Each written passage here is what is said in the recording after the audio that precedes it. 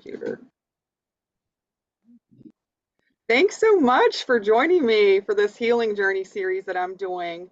My intention is to interview people about their journey, what brought them to where they are, and like the modalities they use to self-heal so they can be, an inspiration for others to heal. So today we have Rob and Yeah. works at Mantra Wellness. You own them, right? Yes, I do. In Cincinnati. How many locations is there? Right now we have two locations. We Okay. had three. It's just that one place just didn't work out, and that's the Yeah. nature of the business. Okay. And what all do they do there? We do medical massage. We do therapeutic and relaxation massage. We do Reiki, reflexology. Let's see what else. Lymphatic drainage, Rossiter, and some Tai Chi table work. Oh, Not Tai awesome. Chi, but Thai massage. Oh, okay. Yeah, I love Thai massage, the stretching. Yeah, I'm certified Hmm. level 1 in that. Yeah, it's amazing. Well, we met, how long ago did we meet? Maybe 2 years ago? A I really think long time. something like that. Yes. Yeah, yeah. So I've been seeing Rob for some shaman work, Reiki, and he's helped me a lot on my own healing journey. I see several practitioners in Cincinnati. Healers need to go get healing too. Most definitely. Yeah, so I appreciate all the work that you've done for me, and I'd love for you to explain how your healing journey began. Like, how long ago was that? Well, about the mid 80s, I had a little bit of an addiction issue, Mm. and I started getting my act together. That was about 84. And I realized that I had been doing some type of healing work all my life with not even knowing it. I had people coming to me with their problems, and I was helping them solve them. And the typical, you can fit in with the crowd for about 5 minutes or while there's an event going on, and as soon as it's over, boom, everybody else is going their way and you're going yours, and nobody else clicks anymore. So I was kind of fringe. Then I started getting my life together, and I realized that my spiritual practice was non existent. Mhm. And for me, that was a lot of the issue I had with the addictive issues.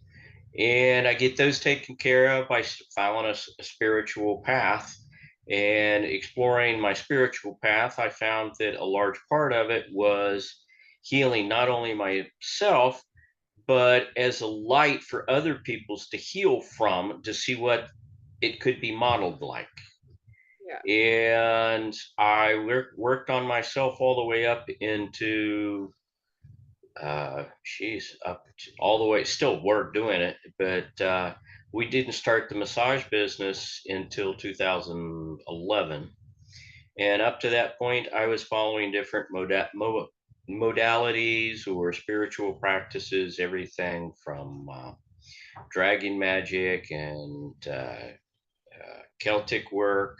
And I found shamanic work because I saw it was in my looking around, I saw a little bit of truth in everything.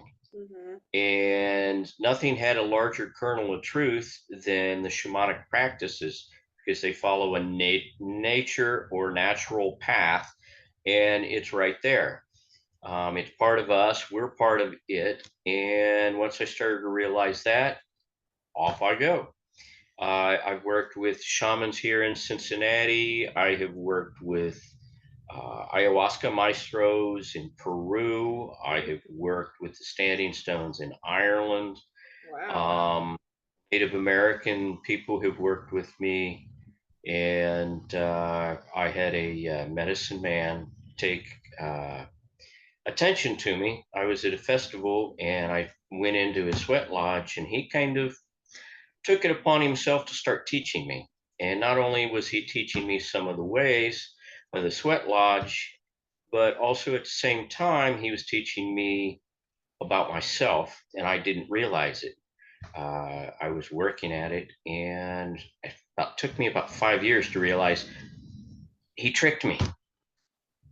Because what he was doing was helping me help others, and at the same time, learn about myself. Oh, beautiful. And over time, It's been, I've followed all kinds of crazy things, but the thing is, it had to have a kernel of truth within it. Mhm. And the truth you feel here, not here, but here. And there's a combination of feeling between the two. Uh, and over the years, I found that it's like intuition is a great teacher, and so is nature if you allow it. If you allow the energies and everything to flow and step out of the way, get Mhm. this out of the way so the energies can flow through you to help not only yourself, but other people also. Yeah. And I find in sessions, and I know I've mentioned to you that sometimes when I'm working with you, I get as much healing and understanding as you do. Yeah, pretty And cool. that's What kind? with all my clients. Yeah. So did you ever discover like the reason for the addiction, the root of it? Lack of spirituality, grounding, and connection. Okay. Today, one of the things that I see, yes, we are in a zombie apocalypse. And the zombie apocalypse, in my eyes, is that not nobody, but a vast majority of people are not spiritually, Yeah. energetically, or mentally connected. They're so disconnected.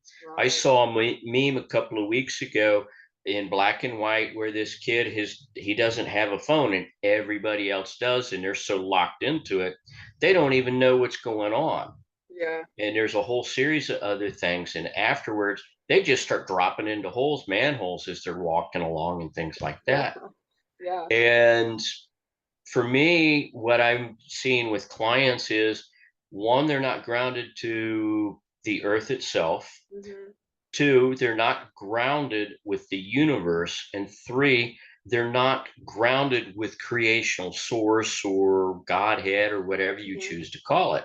Mhm. And a lot of times, just connecting those three has a profound effect on people's outlook on life. I had a client who I saw her one time. She disappeared. I saw her, and she was in a abusive relationship here in Cincinnati, and she just wanted out. She was too scared to do it because her culture, it was an arranged marriage. Her Mhm. culture just literally, there is no such thing as Yeah. separation or leaving. And after the one session, she told me, she came back about 2.5 years later. She said she can track back to that grounding and connecting, that she got the courage and the understanding of herself and her spiritual self to be able to stand up and leave. Then she Wow. left the That's cool. Cincinnati area, Yeah. moved to California, started a business, and within 6 months, she was making large amounts of money. And when I met her again, she was coming back home to kind of rub it in her ex's face. Wow. Well, that's a great story. So she's grounded now. So how could Yes, you teach others to just like ground? Is it just going outside and just sitting in the grass? that's a wonderful start. Yeah. Going out and what they're now calling earthing, quote Mhm. unquote, Yeah. is just natural grounding. Science has Yeah. proved that the second you step barefoot onto bare ground, grass or whatever, the electrostatic charge in your body thoroughly changes from a positive, which is the free radicals, into a negative ionic state, which is the natural state for us. Yeah. And it helps reground and reorganize our energies in such a way. That's just one. A second one is grounding to the universe itself, not the sky, not the clouds, not the sun, but the dark expanse of the universe itself, which is a vastness in itself. And then we get those two down, and then I take you and you connect to source. Mhm. Everybody is always connected to source because I learned that very on each of us has a spark of the creator or creational energy within us Right. all the time. Many times we build walls in to stop us from that. A good example of that is the movie Pink Floyd's The Wall. Mm. At Is the that what that's you know about, huh? I've never that's seen it. it's all about destroying the walls that we have been taught how to Uh-huh. build all our Yeah. life. Wow. And for a lot of my clients, have learned to separate themselves from source by Mhm. choice. And I Right. show them a way to help at least open a door so they connect and start dismantling or shattering that wall piece by piece. Yeah. Wouldn't you say coming to Earth, though, like you choose to be in that amnesia state to kind of find your way back to source? I think for me, it's a lot of we have our lessons to learn, whether we have the amnesic state or not. I Mhm. really don't care. I'm here to, as Sadhguru says, I'm here to experience life, Mhm. the ups, the downs, and only I can put positive and negative aspects to it Yeah. to delineate is this good or is it bad? And Yeah. that's All all up here. perspective. All perspective, right? Mm-hmm. Because one person could think this one thing's bad and it's not bad to the other, so it's all perspective. Exactly. One man's trash is another man's gold. Right. Yeah, I love that. And what was I going to say? Whoops, it walked. Um, totally lost that train of thought. What But would you say your darkest hour was to find the light? Was it like your addiction had gotten so bad that you had like lost who you were? I had gotten so bad that I was losing days. Mm. Um, and I would go out and drive home. And I had an old Mercury Zephyr at that point in time. The exhaust system was not that good, almost non existent, Yeah. because it was pretty well rusted out. And I came home one night to my parents' house. I didn't even get the car into park, got it into neutral, Oh wow. rolled up and hit a tree. And when my dad came out for work the next morning, I was in the car. It was still running with locked doors. Oh wow. So, and it's like, okay. And also, I had had several other close calls, accidents, and skydiving, and things like that. Adrenaline junkie, looking Oh to yeah. change my adrenal rush to help change my state of mind to also get me out of my misery. Oh, okay. Did you ever have a near-death experience? Um, I can't really call it a near death experience because I had a parachute jump where my parachute did not work Yikes. and I was coming down to the ground. I got to tree top levels. I closed my eyes and said, okay. Yeah. But at that point in time, it took hours for me to really understand what had happened. I really haven't had a near death experience. I've had very close calls. Mhm. And I'm not like a lot of shamanic practitioners that have had massively Yeah. uh, you know, deadly illnesses or things like that. I think mine was much more of a spiritual and mental death. Mm. When I first started the shamanic practice, I went through a mental death. I was literally, mental or spiritual death, where I was actually dismantled all the way down to the atomic particles and was dissipated through the universe, the planet, the universe, and everything. And Whoa. let's talk about destroying the ego. Yeah. And like an ego death. Mm-hmm. Yeah.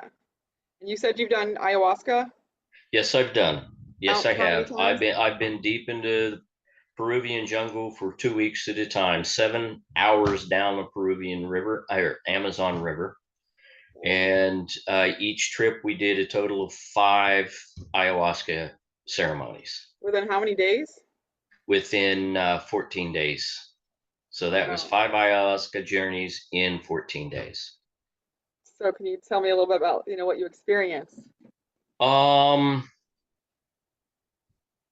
the first trip down, it was more about Mother Ayahuasca and the powers of the universe cleansing me, cleaning me out. Mm. I was every ceremony, I was sick as a dog the whole time. Hmm. And anybody that knows, with many of these things, you go through the physical diatribes of nausea, vomiting, possibly explosive diarrhea. It's ugly. And I did that every ceremony. And the lady that put this, she was worried to death. I was absolutely miserable. And I said, no, if you look at it, the only time I am doing these things is in ceremony. Once we finish the ceremony and I get to sleep off, wake up the next morning, I'm right as rain. And I Wow. got a Okay. smile on my face and enjoying it, All right. because I realized that I was there for that initiatory practice on the physical body to help cleanse me and clean me. Yeah. The second trip I went down, before I even took the ayahuasca, I don't see visions, I Yeah. get impressions. Hmm. And it takes me a few minutes to interpret the energetic impression and figure out what's going on. Well, we were getting ready. We were in the first ceremony, and the maestro Kavi, this little lady that nobody knows how old she is. I think the assumption is she's somewhere in her mid to late 80s. And she was singing. They have a song called An Icaros, which is also their word for fabric of the universe. And she started singing, and I tranced out, and I Wow. saw several visions. And I mean, like you and I right now, I could Yeah. see these visions. And it just like, wow, wait a minute, I haven't even done anything yet. And that was just the Mother Ayahuasca and the native spirits, Hmm. the locals, to let me know that I was safe, I was protected, Hmm. not only by their ancestral spirits and the ayahuasca, but also of the natural jungle itself. Nice. And the rest of the journeys or ceremonies were teaching experiences. Some of them, there was one I remember specifically. I was laying on the maloka, which is the sacred space. I was laying on my mat. It's dark, no lights, maybe one candle in the middle of the room, and it's probably 50 feet across. Hmm. One candle lighting this whole thing. And I remember being aware of laying there, and the lady that put the trip together standing at the bottom of my mat saying, "Where's Rob?" Looking straight at me. And I can see my body laying there. I'm standing over here to the side. Flags down the maestro, and the maestro comes over. She tells him, no, he right there, his body right there. And he kicks my foot. And she's like, I don't see him. He says, oh, don't worry, he's right there. She said, the last time I saw Rob, he went to the baños, the toilet, just outside the Maloka. And her biggest fear was that I was going to wander off into the jungle high as a kite. Oh, yeah. And we're 7 hours on a fast boat ride from civilization. Nice. And the maestro, and I was also, in the back of my consciousness, I was aware of checking in on my daughter, being out in the jungle, and right there. And the maestro turns to her and gives a chuckle and says, oh, don't worry, he's safe. He's checking on home, he's enjoying the jungle, and he's listening to us. So I was trilocating. Okay. There's a lot of things that ayahuasca and some of the other psychotropic Hmm. uh, medicines do, is it helps lower our conscious barriers to be accepting of the natural state that we are. Um, our material state raises certain barriers Hmm. to our conscious thought and to our subconscious thought that do not allow us to access certain levels. Okay. And sometimes the little bit of help is needed to help break those barriers so you can use them Hmm. later on. Um, Many times the powers that be recommend that you don't do these things because you can have a psychotic break. Right. Yeah, they're And not ready many for it. times And many times, that's one reason why I went to Peru to Mm. do ayahuasca. I could have done ayahuasca up here, Yeah, I've done it in San but Diego. It's probably way different than what you experienced. mhm, because in a way, Mother Nature has explained it to me, is that if you want to use a medicine, you have to go to where it is because its Mm. natural energies help Okay. support it and clarify things. And also the people that have the experience with it.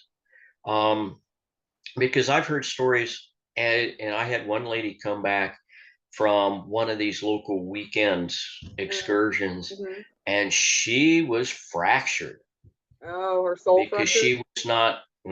because Yeah. she was not taught, set up, or given the correct aftercare to help keep things integrated. Mm, not good.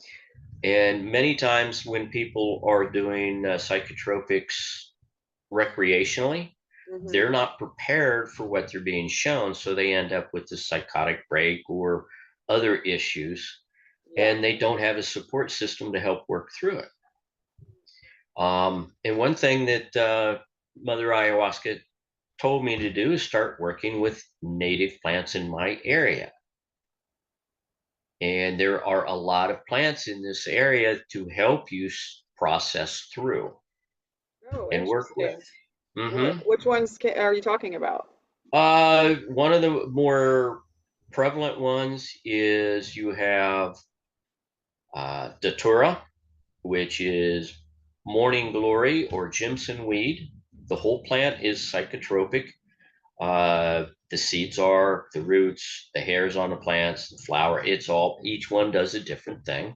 Okay. There's also Amanita muscaria, which is at one point in time was very, very prevalent in this area. It's also known as the Santa mushroom. In a lot of media and everything, you see this little mushroom. It's a red cap with white dots. Oh, okay. Okay, that's Amanita muscaria or Pantheria. They're both of the Amanita family, and they are usable in this area. They're growable in this area. Mhm. There's also some other funguses that are useful.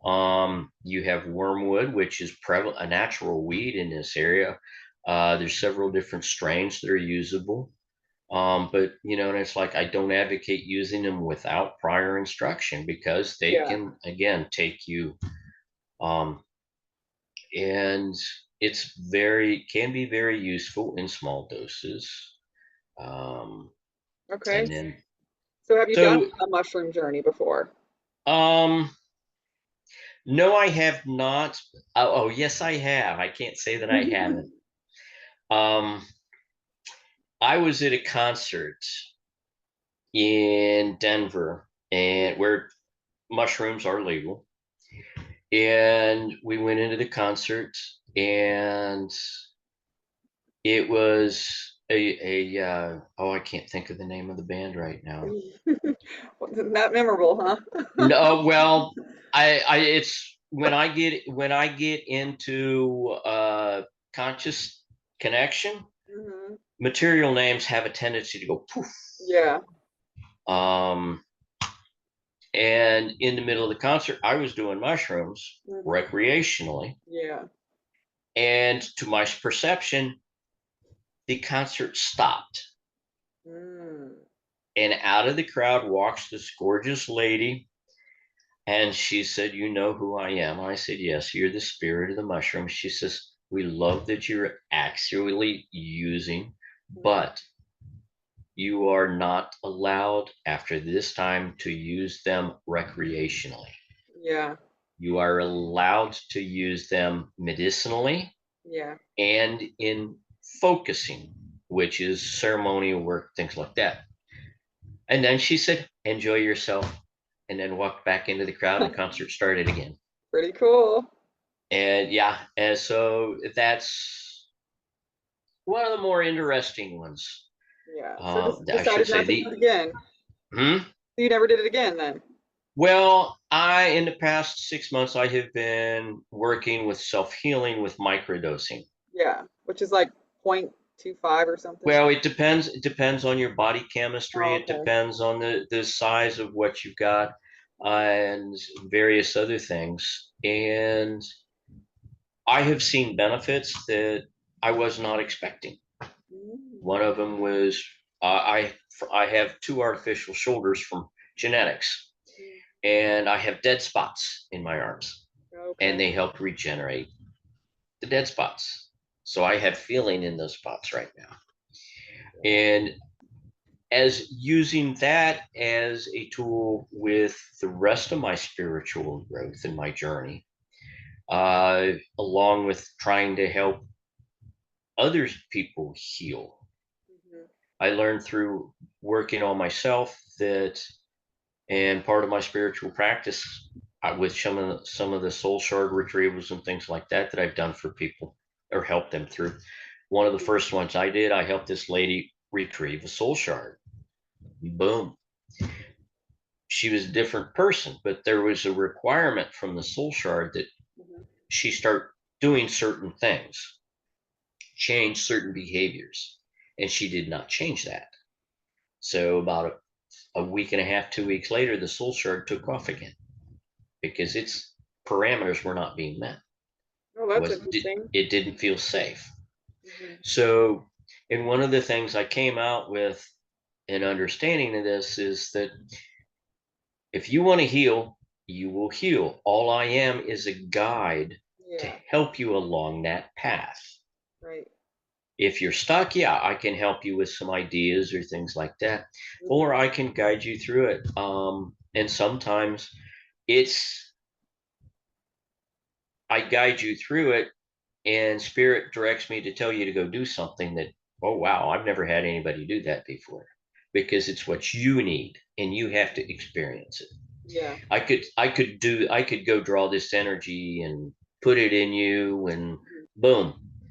But the thing is you have to want to heal. You have to For put sure. the effort into it. Yeah. And just always looking for it outside of yourself isn't going to work, right? You got to do it Exactly, because for. it's not out here. It's Yeah. here. Yeah. I get that. I've had to learn that on my journey. Mm-hmm. Mm-hmm. And many times some of the things that block us from our healing is what I call shadows. Mm, And these are experiences and perceptions that we have had that have happened to us over the years. mhm. And relaying back to the wall, these are the little bricks in the wall. Mm, They shadow the way you react in a certain situation. yeah. It could be as simple as a slap. For me personally, I had memories of somebody would raise their left hand real quick, and I would Okay. flinch. Yeah. Mhm. And the memory has started working with it, and the memory came back. I'm in a high chair, and there's this lady I did not recognize sitting next to me. I saw my dad at the end of the table with my two sisters, and I said something or did something, and I got a backhand, and that triggered that for the rest of my life up till I started working with it.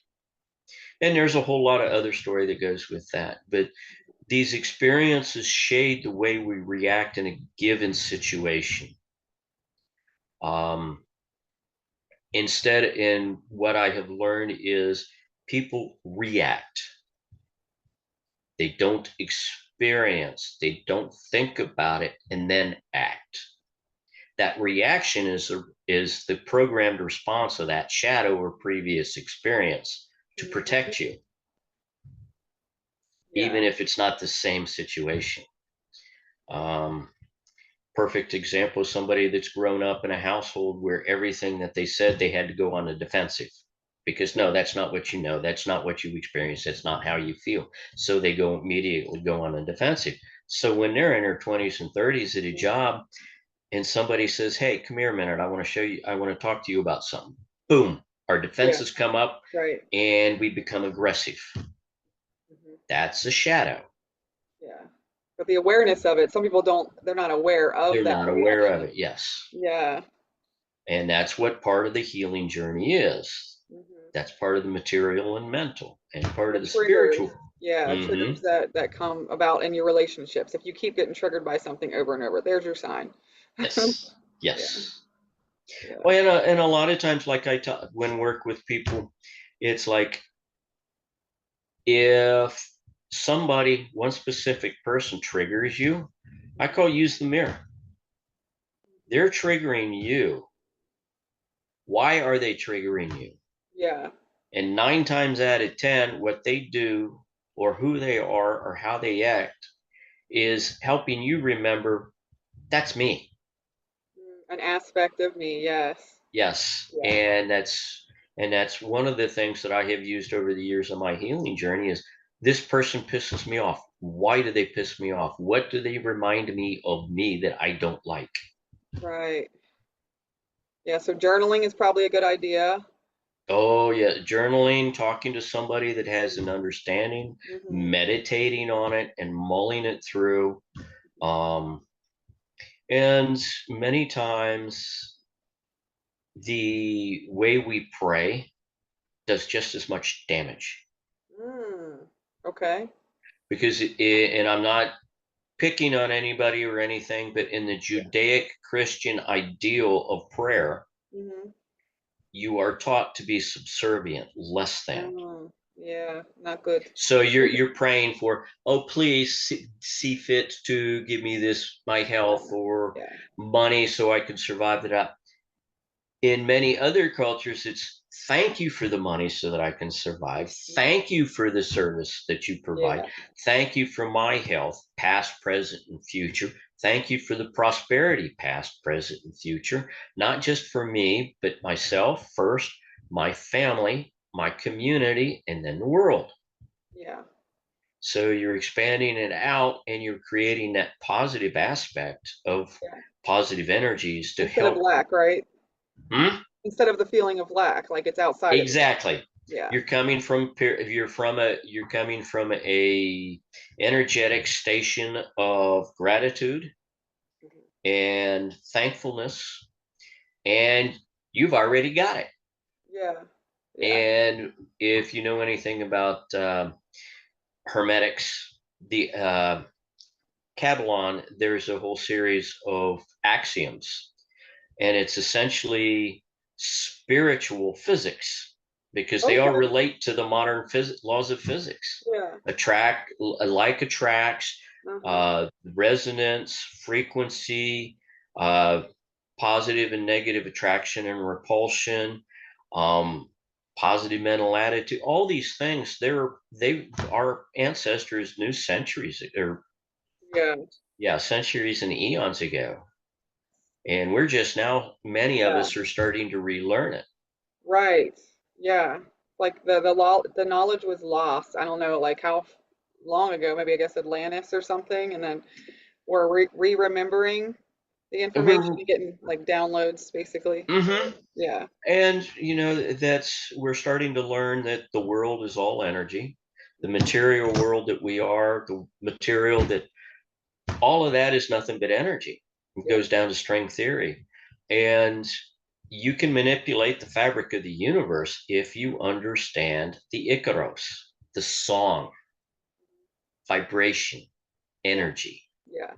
If you look at all the many of the indigenous creational stories, and thus spoke Zarathustra for Zoroastrian, or the Bennu bird screamed the material world out of the nothingness of the great void. Mhm. Um, or and God spoke, let there be light, and there Yeah. was light. Big Bang Theory. Yep. Yeah. All it is just energy that's already existed being made manifest. Yeah. Um, and it's like everybody has the capability of, in my opinion, of manipulating the fabric of reality and the universe. And we already do manipulate the fabric of Yeah, we reality do it unconsciously. Yeah. with our perceptions. Yeah. Hmm. We pick a path this way or this way. Yeah. This path has one timeline or one understanding of reality, and this one has a different. And it's a, well, we can't get it. We don't We can have talk enough about time to that go for into point hours. singularities and all that stuff. Yeah. But yeah, we could be here for hours. We start talking that. Yeah. Well, I love all that stuff for sure, but let's just focus on, the healing modalities so that others can like do their own Right, healing work at home without having to go to a practitioner per se. right. The healing, self healing starts with just the desire to heal. Hmm. Many people, they're so disconnected, they have no idea where to go.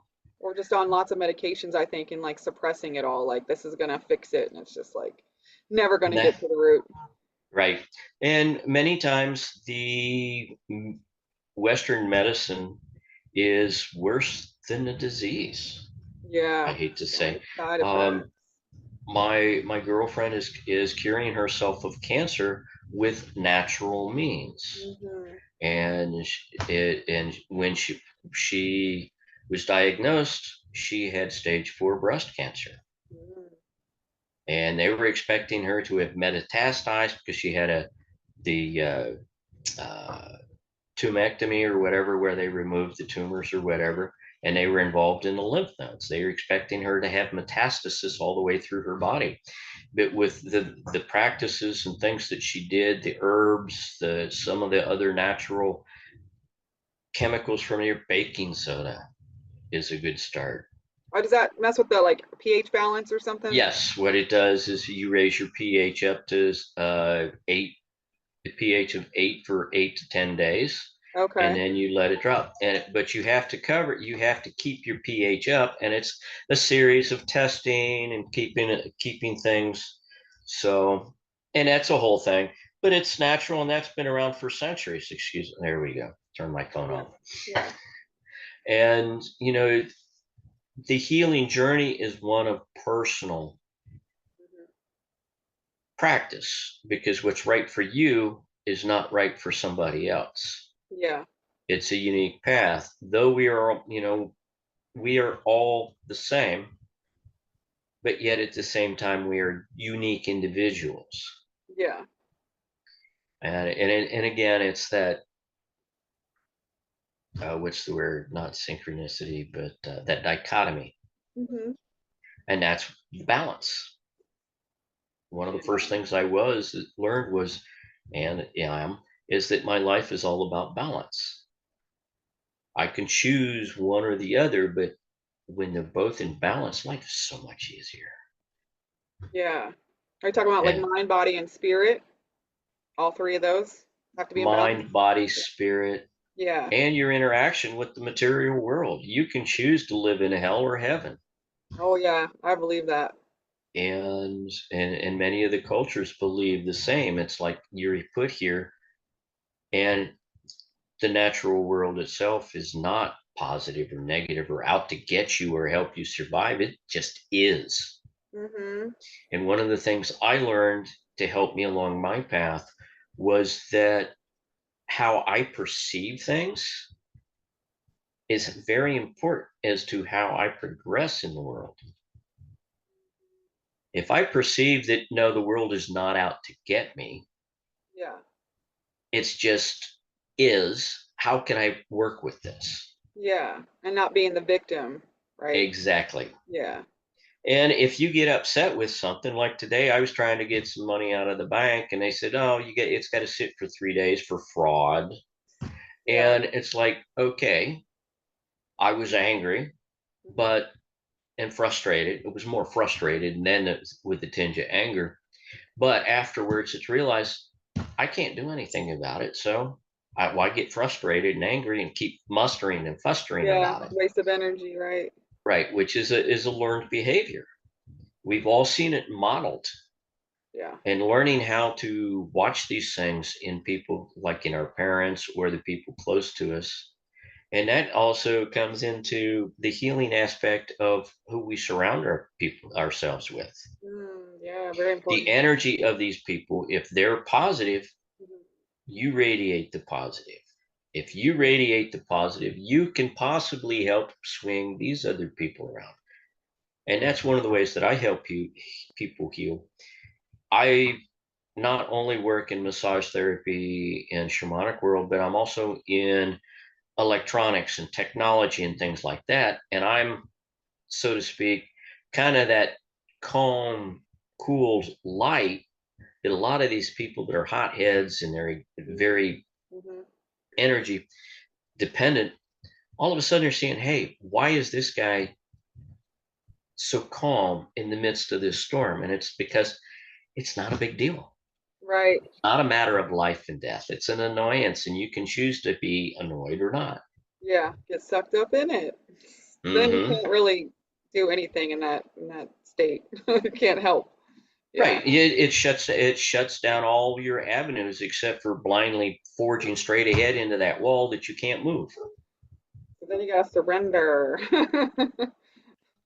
Or take a step back, regroup yourself, Hmm.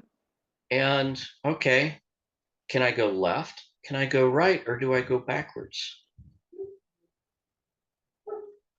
Surrendering is, to me, is you're in a situation in which you cannot do any of those things. So you just kind of say, okay, Yeah. I'm here. I Yeah. can't do anything. I just have to work through it the best I can, survive it so that I can come out of it again in a different way. Hmm. Um, we used to do these drives where you'd get in a car, and if the green light was green, you drive straight. If it was yellow, you went left. If it was red, you went right. You would be amazed where the universe puts you, where you need to be. Front Hmm. of friends' houses, front you ending up at home when you meant to be out for hours, and you end up on your own front doorstep. It's the universe telling you, go home. Oh, okay. Not meant to be there for some reason. Mm-hmm. Or you're driving down the road and you get a flat tire and you're in a hurry. Yeah. But you could have avoided an accident. You never know, like so many You things. have no idea what's down the road. You just were not supposed to be someplace at the time that you thought you were supposed to be. Yeah, but we like to control things, right, as humans. Yeah. And too many times that's what harms us sometimes in our healing process. Mm. We think that we should be here. Yeah. And it's a series of small mishaps or journeys Yeah. to an event.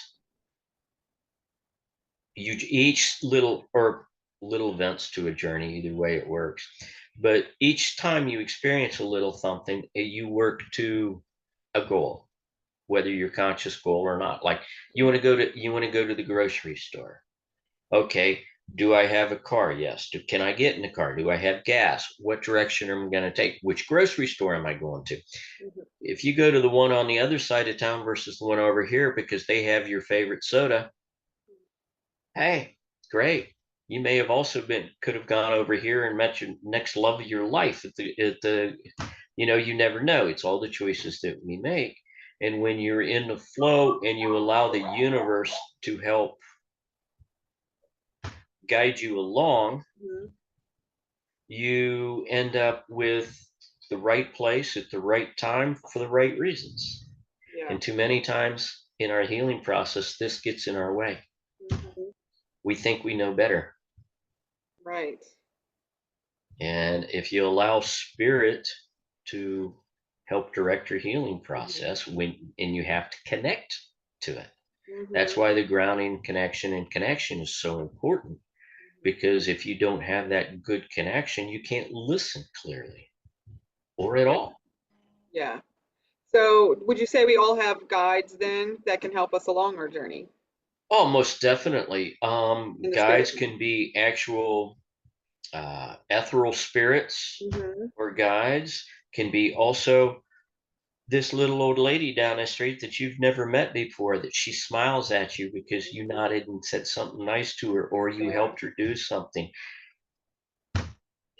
When you do something like that, you feel, whoa, Mhm. is that not somebody giving you an opportunity to grow?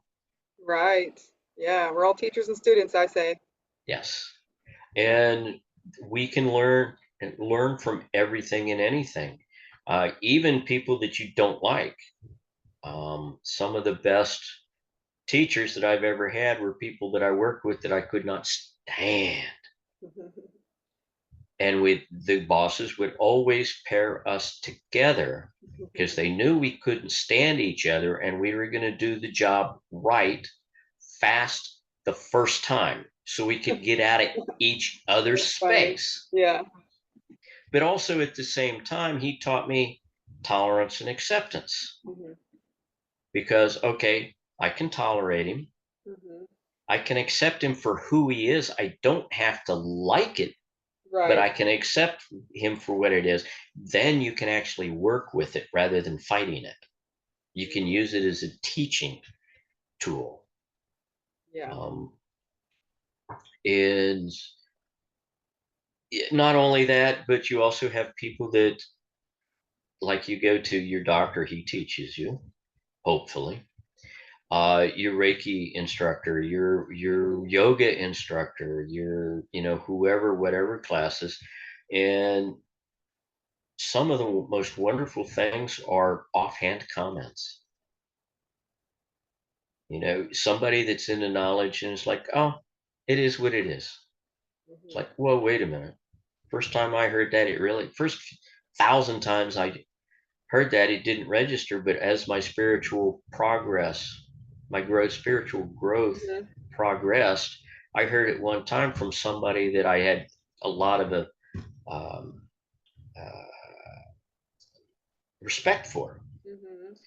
And he said it just kind of offhandedly, and it just hit me in a different way. And it's like, I can't control it. Hmm. It is what it is. I can't control it. We just have to work with it as is. Yeah. And many times the big problem is here. Yeah. So we were in our own way, right? Yes. We cause our own We blocks. are our own biggest block to our healing. Yeah. Yeah. And as we progress in our healing, you find that the smallest things teach you. Hmm. Um, I've sat and watched bees on my window here Yeah. for hours, or Yeah. flies or Hmm. ants Hmm. when I should be working.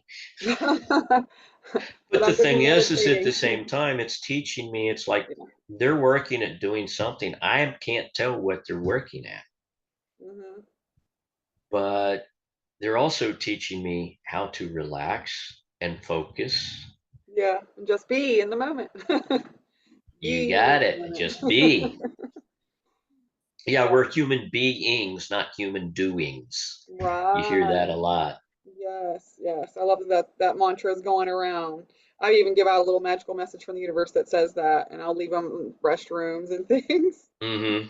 Gets people thinking, like, oh, I don't always got to be doing something to be productive or like worthy. That was me, I think, is that like I always felt like I had to be doing something to be worthy. Like if I'm sitting here, I'm lazy then, Yep, that automatically makes me lazy.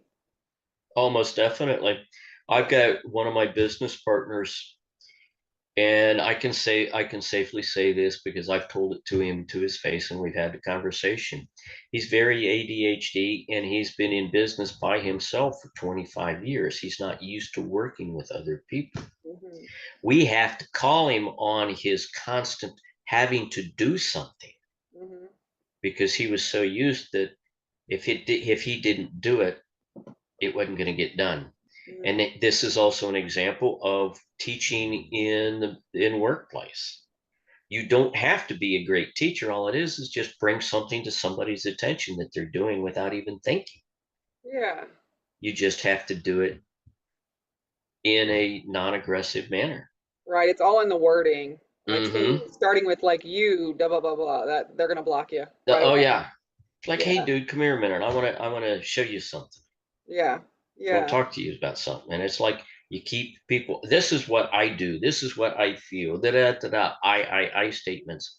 And you start to realize that you're teaching yourself as much as you're helping them.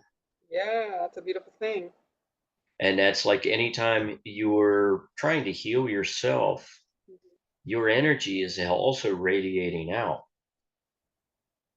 and you're also helping heal the area around you and the people that you're close to. And there are sometimes the healing process is very, very difficult because you're growing and the people around you are being resistant to it. Yeah, because they like you at that state and they're like, oh, we'll be scared. Like, what if she's different? Yeah. Right. Yeah.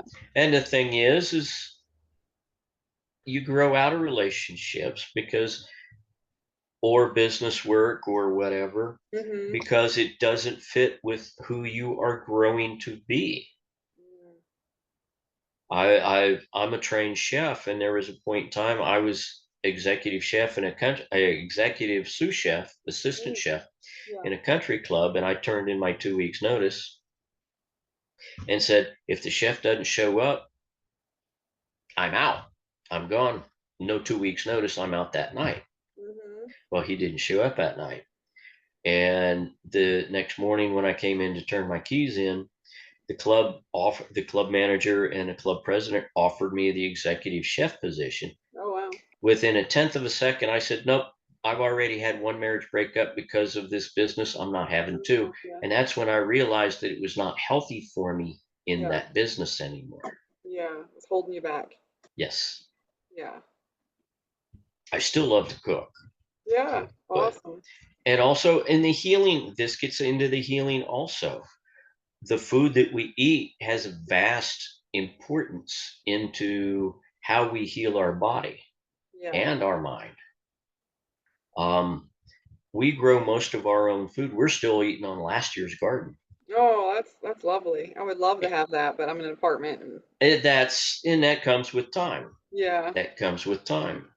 And the food, we try to avoid eating out as much as possible.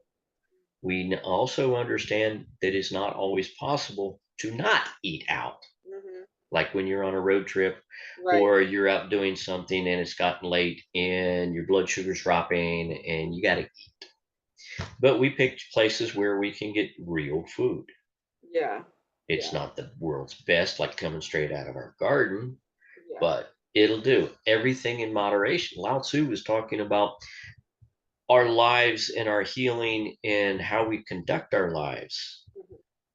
Everything in moderation. Right. Yeah. You can you can go out and have that steak. You can go out and have that ice cream or cake. Just don't do it all the time. A little bit here, a little bit there. Right. Reward yourself. Yeah. Make it a reward. Yeah. Mm-hmm. We're just so self-indulgent, I think. Just yeah. Well, this gets back to the lack of spiritual connection and grounding, that we're looking for that serotonin rush Hmm. in our nervous system that those things bring about, Hmm. that is lacking because we're not connected and we're not grounded. Yeah. And so that's one way things become very addictive, because they help energetically bring those feelings and to the hormonal and the energetic values of your body. Yeah. So I'm not saying that's the only reason, but there's a Yeah. whole myriad of reasons. Right. So there goes that mind, body, and spirit. Yeah. What you feed into your system is going to affect your energy, Mm-hmm. and And that's very how you simple. put it in Yeah. also Yeah. affects. Yeah. So, Well, we but could talk for hours, but we have to wrap it up since we're hitting about an hour. And I'd like to end with like any words of wisdom that you have. um, don't take yourself so seriously and don't take life seriously. Okay. Be aware, Yeah. but don't take it so seriously. Put yourself in an early grave warning about something you can't control. Right.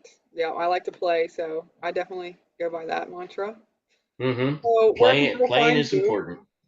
Hmm? Would you like to have more customers? I mean, would you like people to see you, or are you retired? Well, I'm on the process of retiring the massage business Yeah. for me, Okay. because I'm not a spring chicken anymore. Yeah. And some of the other endeavors that I am involved in are taking off. And I've been at this for 16 years, massage wise. Yeah. Uh, the shamanic work and things, that's kind of a by an appointment only. They can Okay. call and Yep. contact me that way, Okay. or contact you and have you put them in contact with me. Okay. Well, I'm sure you've done a lot of help for a lot of people in all those years, and I know you've helped me a lot, so I really appreciate it. And I My appreciate you coming pleasure. on here and speaking and being vulnerable and open with me. Anytime, and it's like I'm open to it because it's information that needs to be shared. And one of the things in my as you've well experienced, that Mhm. when I'm working with people on even a simple massage, I'm sharing information the whole time. Yeah. I've got clients that say you should write a book. So Yeah. Maybe next venture. it's in the works. I don't know how long it'll take Yeah. though. It's taken me 60 plus years to get here. Yeah. Wow, what a journey. Well, thank you so much for Mm-hmm. sharing your journey with me, and I'm sure I'll be seeing you soon. Well, thank you for that. The companionship on that journey. Yes. Yes. So, and it's all about who you're journeying with. Right. Well, So, bless you so much on your journey. thank you Thank and you. be well. You well.